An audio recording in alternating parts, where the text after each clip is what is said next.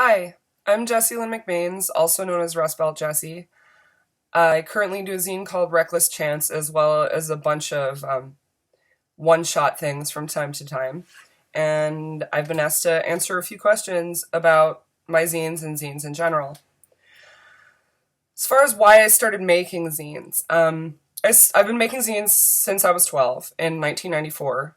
And partially it's because I first found out about them. It was the 90s, and zines were very prevalent. They're still around, but I feel like they were more of a cultural thing in the 90s, along with alternative rock and punk, sort of becoming more known in the mainstream. Zines sort of went along with that. And I had known I wanted to be a writer since, I could scrawl the alphabet. So when I found out about zines and read some of them, it seemed like a perfect way to do that. I could write something and put it out into the world without any kind of approval or outside acceptance. All I had to have was, some words and a way to photocopy it or print it. Another reason I I started making a zine of my own was for connection. I lived in a town, not a small town, but mid-sized city, and I felt really isolated. I mean, I think most adolescents, no matter where they live, go through that. Um, I was questioning my sexuality. I was getting into feminism and punk, and I didn't have a whole lot of people around me at the time that, were accepting or into those things. So writing zines was also a way for me to connect with other people outside my town and realize that there were a ton of other people out there like me. My first zine, and what it looked like. My first zine, my first several zines, though I started making zines in 1994, I didn't even do a halfway decent one until like 97, and didn't really hit my stride until 99. Which is fine, it's trial and error. It's a process, just like anything. My first zine was called Chocolate Pizza. And I did a few issues of that before I changed the name to Hero Girl. And that was girl with 3 R's, like in Riot Girl. I was hugely influenced by Riot Girl zines, and so my first zines were kind of my attempt at that, but a really poor attempt. I was too afraid to write anything real, because I was afraid of who might see it. That lasted a while, and so I had like rants, but they were half-hearted, things about feminism, lists of bands I liked, and the way it looked was awful. I did it on my dad's work computer and just used the word processor, so all the graphics were like this terribly cheesy 90s clip art, and I used a lot of awful fonts like, Comic Sans and whatnot. So, it took me a while to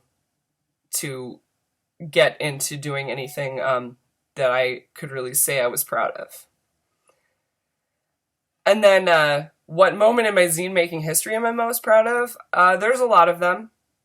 As far as accomplishments, one great one was that because of my zines, I was asked to tour with the Perpetual Motion Roadshow in September of 2003, and that was a long-running tour on the East Coast of the US and Canada, and then eventually they did a West Coast one too, where every month 3 different writers, or sometimes 2 writers and a musician, would, travel and, do readings and have these big events with local people in several cities over the course of like 10 days. And that was a defining time of my life, and it wouldn't have happened for me if it weren't for zines.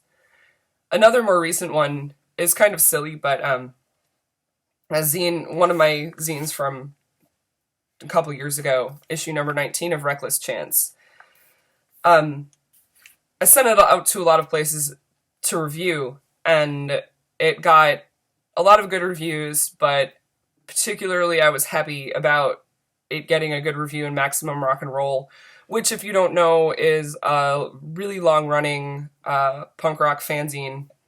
And in my 30s, I probably shouldn't care about things like that anymore, but it felt like, the cool punk kids were accepting me. Um, One thing that I wasn't asked, but that I wanted to touch on was how making zines has affected me as a writer. And for me, it's that it's made me work harder on my writing.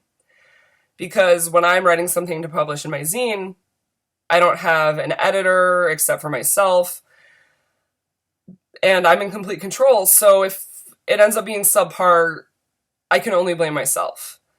And because of that, over the years, I have become ruthless when editing myself, both, for typos and misspellings and things like that, but also just the quality of the writing.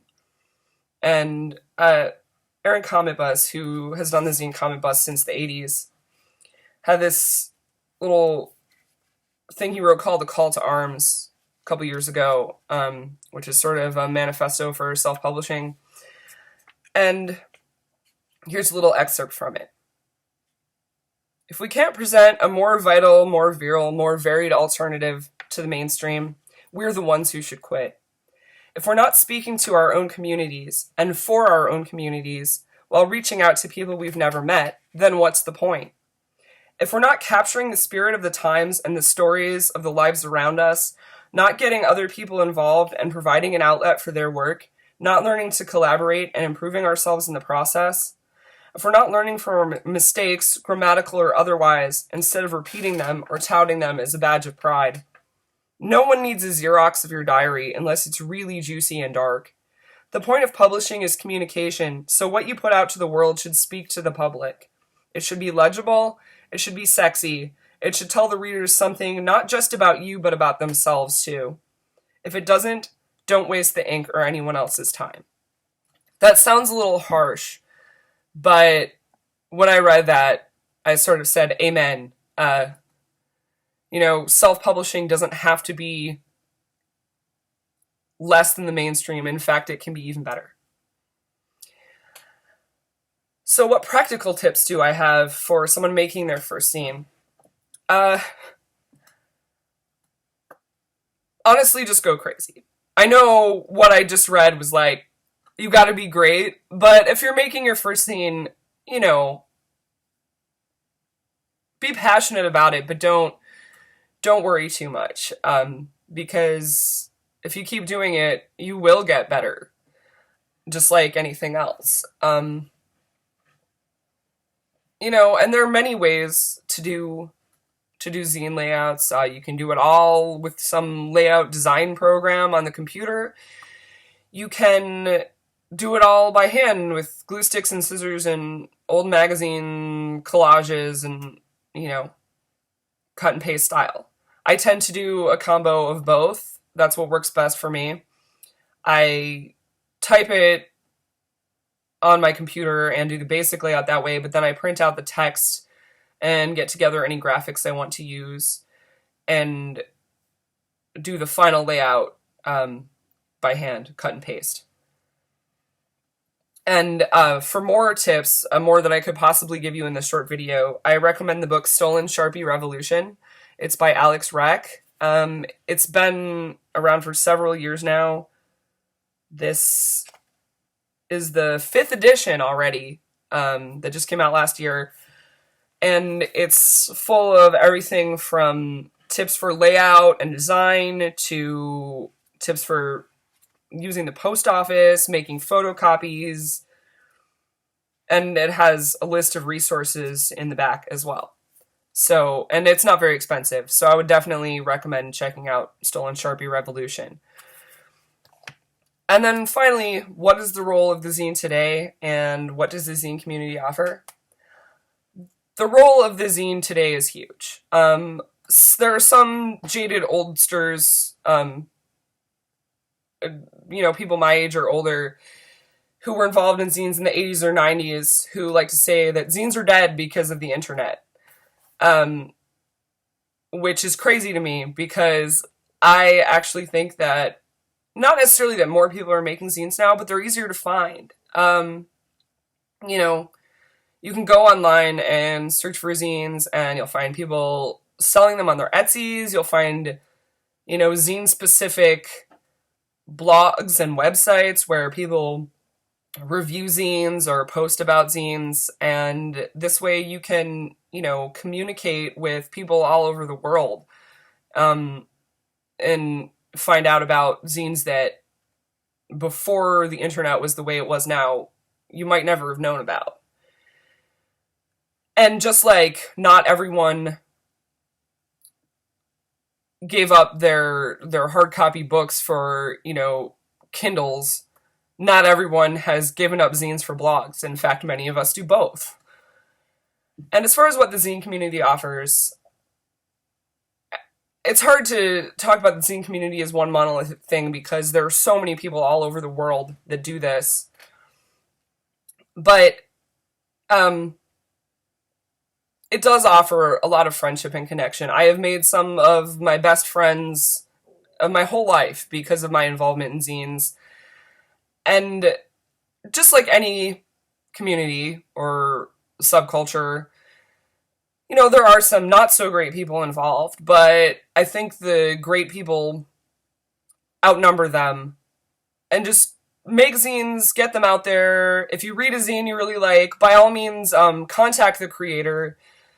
Zines are a labor of love. They're not a money-making thing. So zine creators love to hear from people who like their zines, and you'll make a lot of friends. And maybe 20 years from now, you'll still be making zines too. So, that's all I have to say. Go forth and make zines.